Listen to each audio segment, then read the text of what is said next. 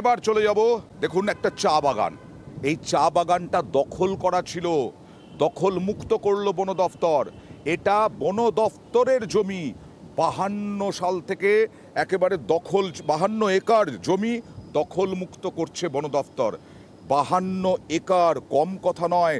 1934 সাল থেকে দখল ছিল। এটা হচ্ছে কার্শিয়াং বন দফতরের টুকরিয়া ঝাড় রেঞ্জের।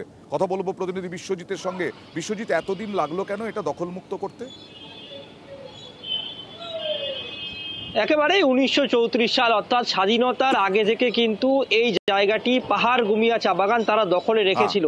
বিভিন্নভাবে এই বন দপ্তর অর্থাৎ টুকরিয়া রেঞ্জ কার্শিয়াং ডিভিশনে তারা বারবার সেই বন দপ্তর চা বাগান কর্তৃপক্ষকে নোটিশ জারি করেছিল যে তারা তাদের যে দখল জমি চা বাগান করে রেখেছে তা কিন্তু ছেড়ে দেয়। কোনোভাবে কর্ণপাত না করায় তারা যখন আদালতের দ্বারস্থ হয়, শেষমেশ কিন্তু তারা সেই নির্দেশ নিয়ে এবং তাদের দখলের জমি তারা কিন্তু নিজেই নিল, প্রায় 52 একর জমি। শুধু এটাই নয়, দপ্তরের এই জমিকে ঘিরে সংক্ষেপে জানতে চাইবো।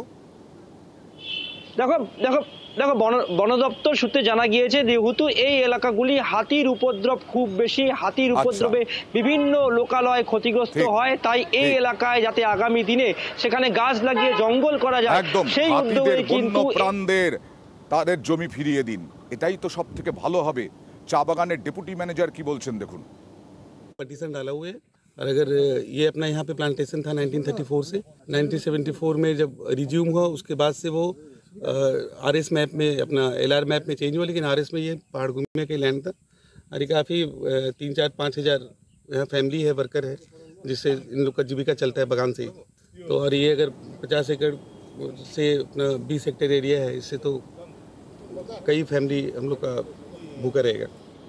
আর বন দপ্তর কি বলছে? পাহাড়ভূমি টি স্টেটে ফরেস্টে অ্যারাউন্ড 52 একর্স ল্যান্ড কিন্তু ইনক্রোচ করা হয়েছে। ফরেস্ট কিন্তু মানে আমরা ব্যাক নিচ্ছি এই ল্যান্ডটাকে।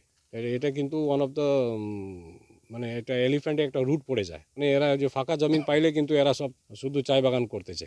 আজকে আমাদের বাউন্ডারি পিলার যেটা আছে সে আমরা ডিমার্কেশন করতেছি। আসবো আগামী